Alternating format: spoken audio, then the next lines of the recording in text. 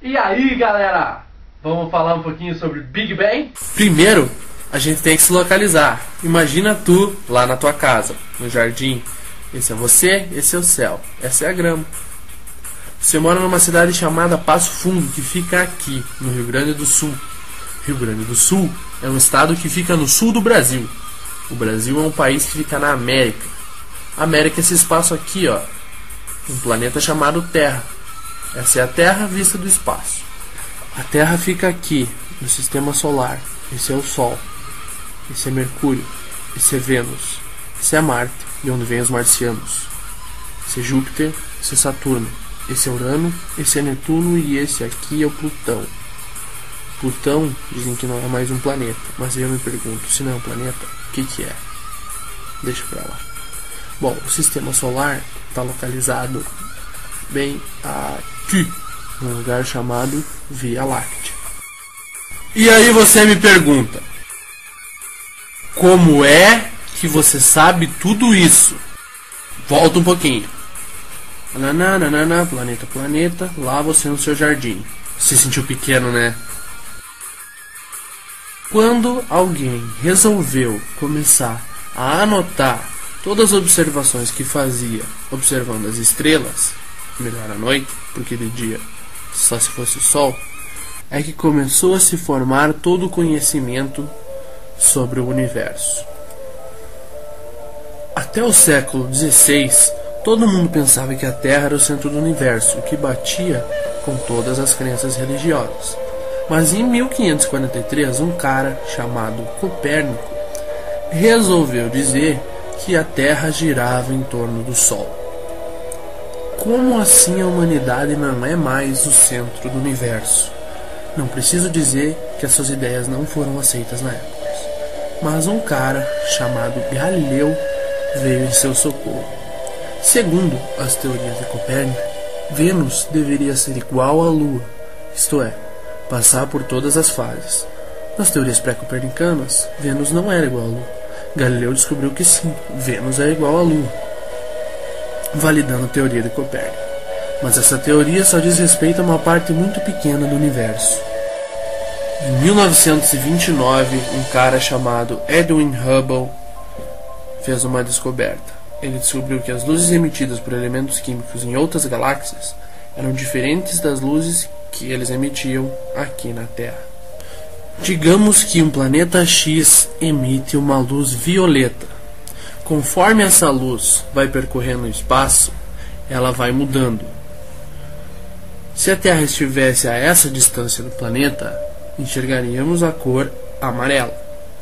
Se a Terra estivesse a essa distância do planeta, enxergaríamos a cor vermelha.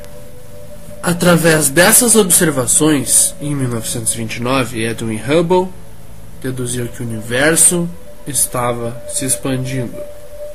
Levando esse raciocínio ao extremo, pode-se supor que tenha havido um tempo em que toda a matéria do universo esteve agrupada.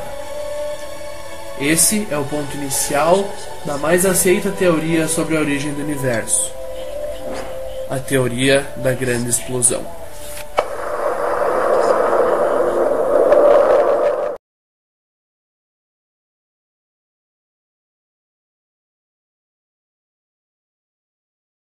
A teoria da grande explosão conseguiu explicar de que modo o universo como um todo pode ter se desenvolvido e como uma pequena variedade de núcleos se formou.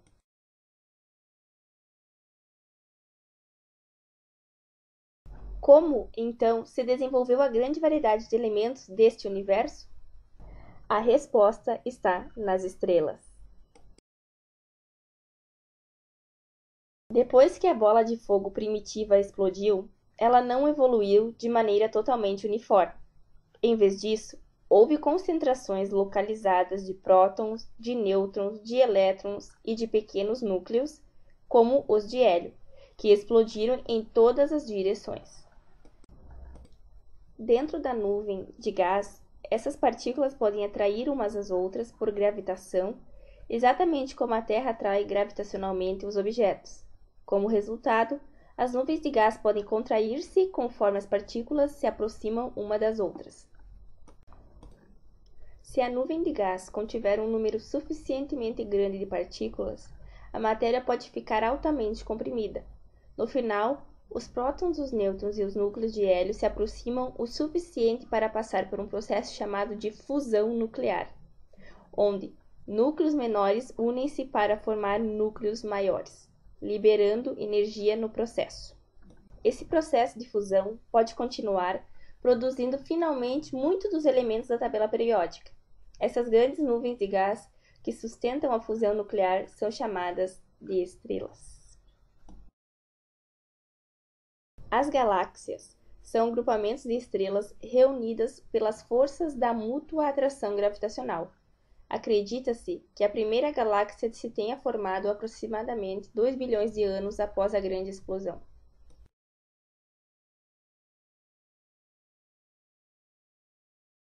O processo da fusão nuclear consome muito do combustível da estrela, os pequenos núcleos dos quais os núcleos maiores são produzidos. Desse modo, a vida da estrela se encaminha para o fim.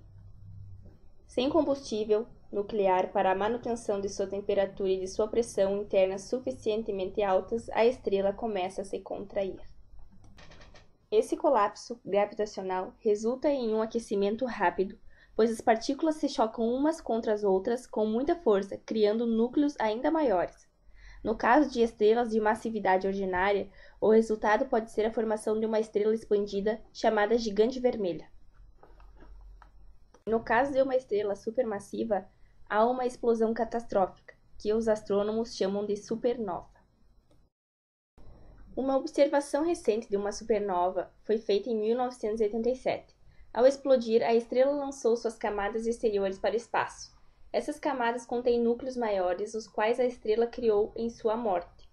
Essa matéria enriquecida pode ser incorporada em novas gerações de estrelas. O Sol contém muitos dos núcleos que fazem parte da tabela periódica. Por isso ele é, pelo menos, uma estrela de segunda geração, formada talvez há 4 ou 5 bilhões de anos. As hipóteses. Incluída na hipótese da grande explosão está a ideia de que o Sol, a Terra e os outros planetas no Sistema Solar se tenham formado a partir de uma nuvem de gás enriquecida, relativamente pequena chamada de nebulosa. Esta se contraiu gradualmente sob a influência de seu próprio campo gravitacional. A porção central, aquecida pela contração gravitacional que ocasionava fusões nucleares, tornou-se o Sol. Os anéis de matéria agruparam-se para formar os planetas. Elos cósmicos. A bola de fogo era quente demais para que nela se formassem núcleos mais massivos. As nuvens de gás expelidas pela grande explosão se contraíram, formando estrelas. Isso é um verdadeiro elo cósmico. Toda a Terra, incluindo seus habitantes humanos, é constituída de átomos cujos núcleos foram formados pela flamejante porção central de uma estrela gigante que explodiu há bilhões de anos. Grande resfriamento ou grande mordida? A teoria da grande explosão baseia-se nas crenças acerca do desenvolvimento passado do universo. Mas e quanto ao futuro?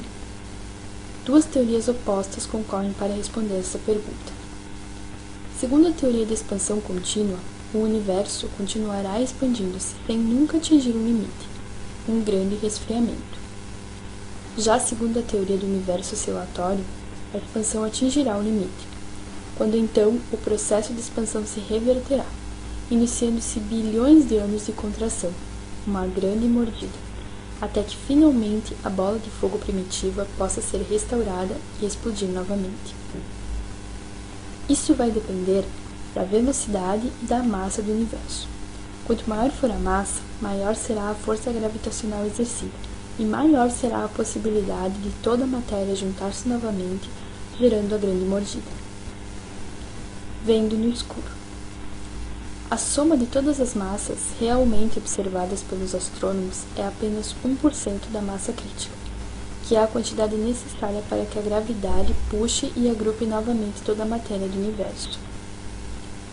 Somando-se a massa adicional inferida a partir do movimento das galáxias, esse número aumenta para 10 ou 30% da massa crítica, ainda bem abaixo da massa requerida para uma eventual contração. A questão é que existem no universo buracos negros, que contém uma imensa quantidade de matéria de alta densidade comprimida em um espaço extremamente pequeno. Portanto, a massa total do universo não pode ser calculada adequadamente sem que se saiba quantos buracos negros existem, quanta matéria está contida nestes e também quanta matéria pode existir na assim chamada matéria negra.